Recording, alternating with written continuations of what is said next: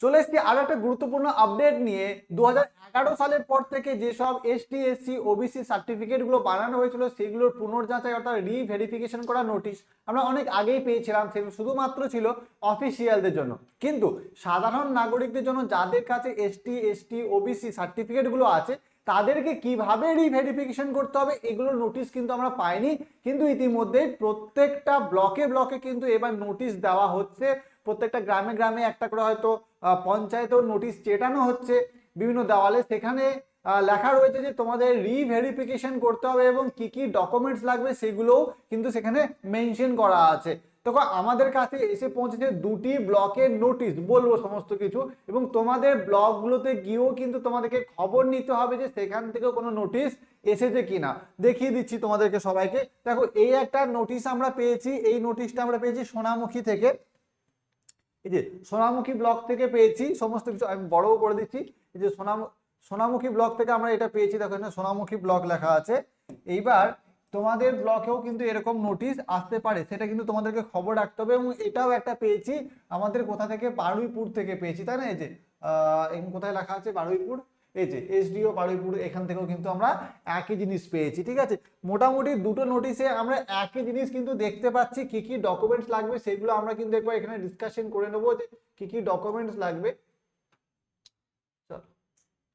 প্রথম কথা হচ্ছে ভালো করে বুঝতে হবে এই জায়গাতে যে কি কি ডকুমেন্টস গুলো লাগবে, তাহলে কিন্তু সম্পূর্ণ ক্লিয়ার হয়ে যাবে। যে 2011 সালের পরে ইস্যু করা কাস্ট সার্টিফিকেট পুনর্যাচাইকরণের জন্য আবেদনকারীকে নিচে উল্লেখিত তথ্যগুলি বা নথিগুলি কিন্তু জেরক্সের সাথে জমা দিতে হবে। কি কি? Aadhaar card, voter card, ration card, বিদ্যালয়ের শংসাপত্র, স্কুল সার্টিফিকেট এবং বার্থ সার্টিফিকেট অথবা মাধ্যমিকের অ্যাডমিট। বার্থ সার্টিফিকেট না থাকলে মাধ্যমিকের অ্যাডমিট, মানে আধার, ভোটার, রেশন, তার সাথে সাথে তোমার কিন্তু মাধ্যমিকের অ্যাডমিট অথবা স্কুল সার্টিফিকেট, বার্থ সার্টিফিকেট, এগুলো কিন্তু তোমাদের কাছে রেডি রাখতে হবে। এবং যদি বার্থ সার্টিফিকেট না থাকে বা বার্থ সার্টিফিকেটের জায়গায় তুমি মাধ্যমিকে অ্যাডমিট দিতে পারো। তাছাড়া কি করতে হবে? পিতার নথিপত্র, পিতার আধার কার্ড এবং ভোটার কার্ড। মাতার কি লাগবে? মাতার আধার কার্ড এবং ভোটার কার্ড, মানে মায়ের আধার ভোটার, এবং বাবারও আধার ভোটার লাগবে এখানে। 2026 সালে সংশোধিত ভোটার তালিকার নির্দিষ্ট পাতা যেখানে আবেদনকারী পিতা ও মাতার নাম নথিভুক্ত রয়েছে। এটা কোথা থেকে পাবে? তোমাদের পঞ্চায়েতের মধ্যে দেবে যে ভোটার লিস্ট রয়েছে, তার একটা পিডিএফ আছে। সেই পিডিএফ এর মধ্যে তোমার নাম এবং তোমার বাবা মায়ের নাম কত নাম্বার আছে, সিরিয়াল নাম্বার আছে একটা। ওই সিরিয়াল নাম্বারের যে পাতাটা যেখানে তোমার তোমার বাবা এবং তোমার মায়ের নাম আছে, সেই পাতাটার একটা জেরক্স করে নিতে হবে তোমাকে। তারপরে পারিবারিক কাস্ট সার্টিফিকেট, পরিবারের যে কোনো সদস্যের 2011 সালের পূর্বে ইস্যু করা বৈধ এসসি এসটি ওবিসি সার্টিফিকেট, মানে ধরো তোমার বাবার এসটি এসসি সার্টিফিকেট বহুত আগে পূরণ করা হয়েছে, মানে ধরো 2011 সালের আগে সেটাকে তৈরি করা হয়েছে, সেই সার্টিফিকেটের একটা ফটোকপি লাগবে, অথবা সেটা যে কোনো সদস্য বাবা অথবা মায়ের বা দাদুরও হতে পারে। তো সেইটার একটা, যেটা 2011 সালে পূর্বে বানানো হয়েছে, সেটার একটা কপি এখানে লাগবে। আর কি লাগবে? যে বংশ তালিকা, মানে বংশ তালিকা তোমাকে পঞ্চায়েত থেকে বানাতে হবে, বংশ তালিকাটাও বানাতে হবে, মানে ফ্যামিলি ট্রিটা বানাতে হবে। তারপরে ওবিসিদের জন্য কি নির্দেশ দেওয়া আছে? যে ওবিসি প্রার্থীদের ক্ষেত্রে সোনামুখী ব্লক উন্নয়ন আধিকারিক বিডিও কর্তৃক প্রদত্ত বিগত 3 বছরের পারিবারিক গড় আয়ের, মানে বিগত 3 বছরে যত ইনকাম হয়েছে তার একটা সার্টিফিকেট নিয়ে আসতে হবে। এবং পূর্বতন কাস্ট সার্টিফিকেট না থাকলে কি কি করণীয় সেটাও দিয়ে দিয়েছে।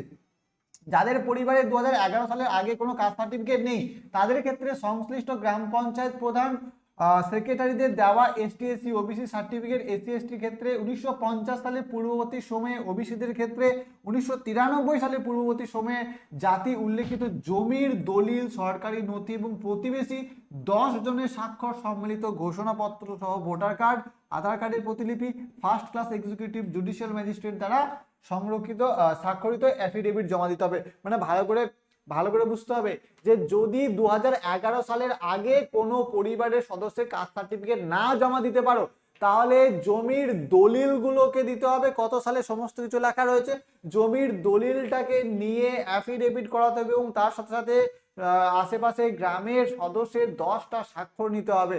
খুব ভালো করে কিন্তু জানতে হবে যাদের 2011 সালের আগে সার্টিফিকেট নেই, যদি আছে সদস্যের তাহলে কোনো ব্যাপার নেই। আচ্ছা, আবেদনকারী 1 কপি সাম্প্রতিক পাসপোর্ট, মানে একটা পাসপোর্ট ছবি লাগবে, আর জমা দেওয়া প্রত্যেকটি নোটিশ জেরক্স কপিতে আবেদনকারীর স্বাক্ষর থাকতে হবে। তাহলে এগুলো কোথায় জমা দিতে হবে? তোমাদের ব্লকে জমা দিতে হবে। আপাতত এই নোটিশে তাই বলা আছে। এইরকম সেম নোটিশ তোমাদের ব্লকেও যাবে। যেহেতু এইখানেও প্রকাশিত হয়েছে তার মানে তোমাদের ব্লকগুলোতেও কিন্তু প্রকাশিত হবে, তার কারণ একটা ব্লকের জন্য তো এরকম হতে পারে না, প্রত্যেকটা ব্লকে হয়তো আদেশ গেছে এবং সেখানেও কিন্তু এরকম ভাবে নোটিশ তোমাদের কাছে আসবে। এই ডকুমেন্টস গুলো তোমাদেরকে রেডি রাখতে হবে, নিজেদের আধার, ভোটার, রেশন, মাধ্যমিকের অ্যাডমিট, বাবার আধার, ভোটার, পরিবারের যে কোনো একজনের 2011 সালের পূর্বে কাস্ট সার্টিফিকেট, তারপরে তোমার যদি কাস্ট সার্টিফিকেট না থাকে তাহলে জমির দলিল অ্যাফিডেভিট করাতে হবে স্বাক্ষর সমেত, তার সাথে সাথে পাসপোর্ট ছবি, প্রত্যেকটা ডকুমেন্টে নিজেদের স্বাক্ষর আর একটা ফ্যামিলি ট্রি, এইগুলো কিন্তু তোমাদেরকে তৈরি রাখতে হবে এবং নিজের কাস্ট সার্টিফিকেটের জেরক্সটাও কিন্তু তোমাকে তৈরি রাখতে হবে।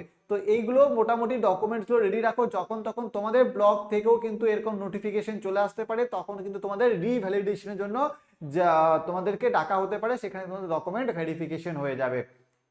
তো এই ছিল আজকের ভিডিও, দেখা হচ্ছে নতুন একটা ভিডিওতে, ততক্ষণের জন্য সুস্থ থাকো, ভালো থাকো, টাটা।